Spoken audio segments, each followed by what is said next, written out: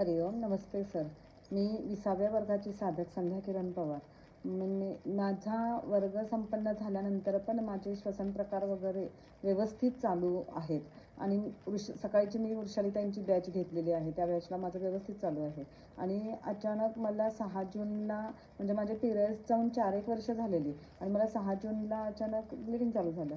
थोडी घाबरले, संभ्रमित अवस्था झाली, आणखीन कन्फ्यूज झाले की असं कशामुळे झालं असेल.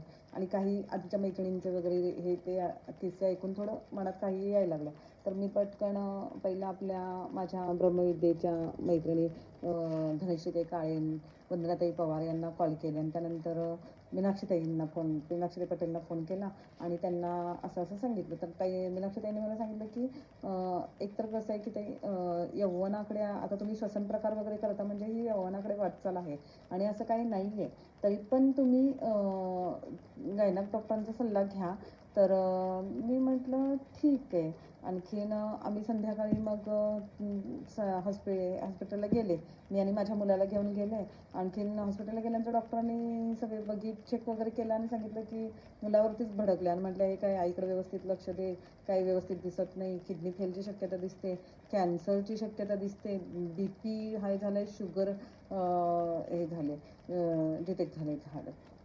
तो पण घाबरला. बाहेर आल्यानंतर पहिला दीदीला फोन केला, त्याच्या पप्पांना फोन केला आणि असं असं काही खरं नाही दीदी आणि डॉक्टरनी मम्मीचं काही खरं नाही पप्पा डॉक्टरनी काय काय बरंच सांगितलं. ते सगळे घरातले पण थोडे साहजिक घाबरणार ना.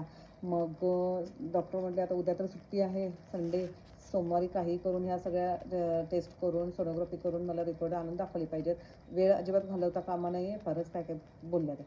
ठीक आहे. सोमवारी आम्ही सगळं ते घेऊन वगैरे डॉक्टरना आलो. डॉक्टरनी परत ते रिपोर्ट बघितल्यानंतर सांगितलं की आता बायोप्सी टेस्ट करावी लागेल. आणखीन त्यांचं ते ऐकल्यानंतर पुन्हा आणि म्हटलं आपण 1-4 डॉक्टरांची ओपिनियन घेऊया. 4-5 डॉक्टरांच्या ओपिनियन घेतल्या.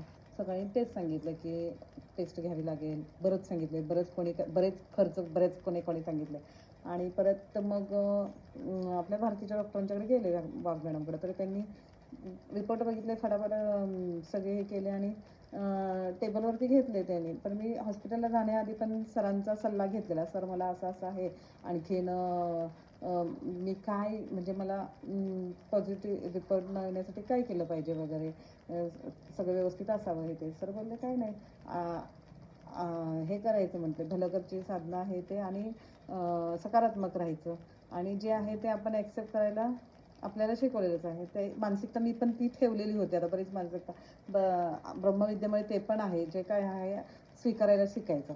त्यामुळे ती पण मानसिकता होती माझी. गेले आणि डॉक्टरनी आमचा काही सल्लाच घेतला नाही आणि डायरेक्ट त्यांनी टेबलवर घेतले, टेस्ट चालू केल्या. मग मला लक्षात राहील बहुतेक आपली टेस्ट घ्यायला लागली आणि मी मग माझी भलकरची साधना वगैरे चालू झाली. आणखीन नेक्स्ट गुरुवारी मला यायला सांगितलं त्यांनी की रिपोर्ट न्यायला वगैरे आणि चेकअपला यायला सांगितले. त्या दिवशी नेमकं गुरुपुरुषामृत माझ्या भावाकडे पण गुरुचरित्र पारायणचं उद्यापन होतं. आणखीन इकडं पण मग दोन्ही पण मला सकाळीच बोलवलेलं होतं. आता काय करू, इकडं भावाकडे गेले, आरती वगैरे चालू होती, दर्शन वगैरे घेतले आणि हॉस्पिटलला गेले. हॉस्पिटलला गेल्यानंतर सगळे रिपोर्ट नॉर्मल, सगळे रिपोर्ट नील, व्यवस्थित सगळं, काहीही नाही, कोणतेही आजार नाहीत.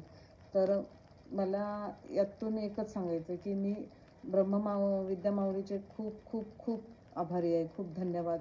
शिनलकर सरांचे खूप खूप धन्यवाद. माझ्या सहचारिणी मैत्रिणी मीनाक्षीताई पटेल, धनश्रीताई काळे, वंदनाताई पवार यांचे पण खूप मी आभारी आहे, खूप ऋणी आहे. खूप खूप कृतज्ञता. आमच्या वृषालीताईंच्या श्वसन प्रकारामुळे आमची तब्येत खूप हेल्दी आहे, व्यवस्थित आहेत, आमचं सगळं व्यवस्थित आहे. तर त्यासाठी वृषालीताईंचे पण खूप खूप आभार. धन्यवाद.